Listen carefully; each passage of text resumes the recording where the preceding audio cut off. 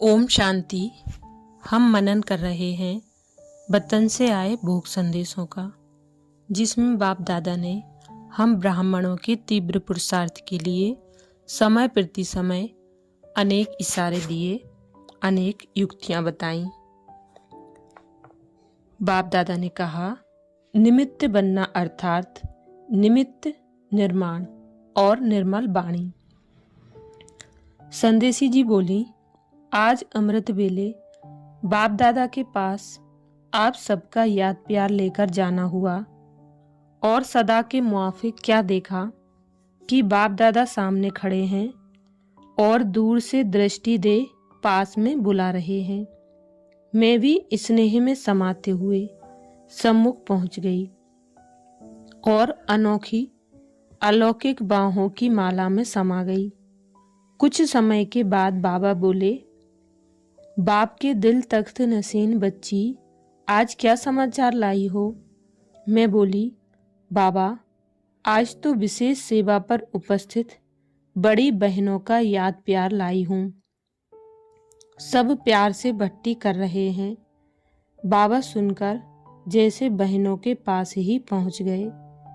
एक एक को देख बहुत मीठा मुस्कुराते मिलन मना रहे थे। कुछ समय बाद बाबा बोले, बच्ची, बाबा के राइट हैंड्स को देख बाप दादा को खुशी होती है, क्योंकि यही तो बाप को प्रत्यक्ष करने के साथी हैं। बाप दादा को ऐसे सर्विसेबल बच्चों को देख हर्ष होता है। वाह बच्चे वाह, ऐसे बच्चे ही बाप के गले का हार हैं। उसके बाद बाबा बोले, इन बच्चों को आज बाप दादा वतन में बुलाकर मिलन मनाते बहलाते हैं। बस बाबा का कहना और सारा भट्टी के ग्रुप का इमर्ज होना। सब अर्ध चंद्रमा के रूप में 2 लाइनों में ऐसे खड़े थे जैसे बाबा के गले का हार बन गए। बाप दादा भी एक एक को बहुत मीठी दृष्टि दे रहे थे और सब मिलन की लगन में लवलीन थे। कुछ समय के बाद बाबा बोले, बच्ची, बाप दादा देख रहे हैं हर बच्चे की लगन यही है कि अब कुछ करके दिखाना है। लेकिन सेवा पर जाते दृढ़ संकल्प साधारण संकल्प हो जाता है, क्योंकि वहाँ के वातावरण के प्रभाव में आ जाते हैं।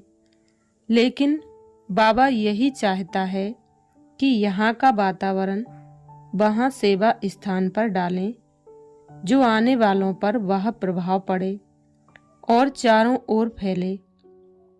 जितना यहाँ बल भरते हैं उतना ही वहाँ वायुमंडल बनाएं और सब आत्माओं को, साथियों को भी अनुभव कराएं।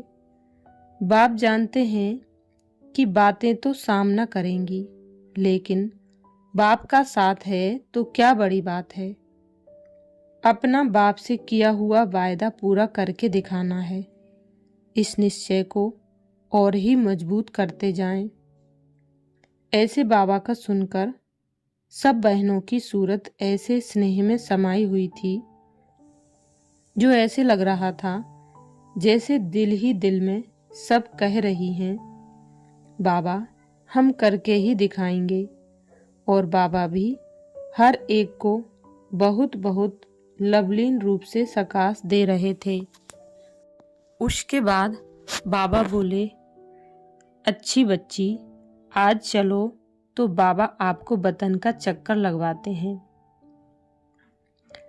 ऐसे बाप के पीछे सब बहनें बड़े उमंग उत्साह से चलीं तो क्या देखा, एक राउंड था जिसमें हर एक के लिए बैठने की सीट बनी हुई थी। वो कमल पुष्प के आसन की सीट बड़ी सुंदर लाइट से सजी हुई थी। उस पर एक एक बैठ गए और बीच में बाबा की भी सीट ऐसे बनी हुई थी जो चक्कर लगाते हर एक पर बाबा की दृष्टि पड़ रही थी। बाबा बोले, बच्ची, संगम युग की विशेषता है ही अतीन्द्रिय सुख, जो किसी भी युग में अनुभव नहीं हो सकता है। ऐसे ही अपने स्थान में जाते बाप के साथ का अनुभव करते, इस सुख का अनुभव करते रहना। सब बहनें तो लवलीन ही थीं। उसके बाद बाबा हम सबको लाइट की पहाड़ी पर ले चले और आत्माओं को सकाश देने की ड्रिल कराई।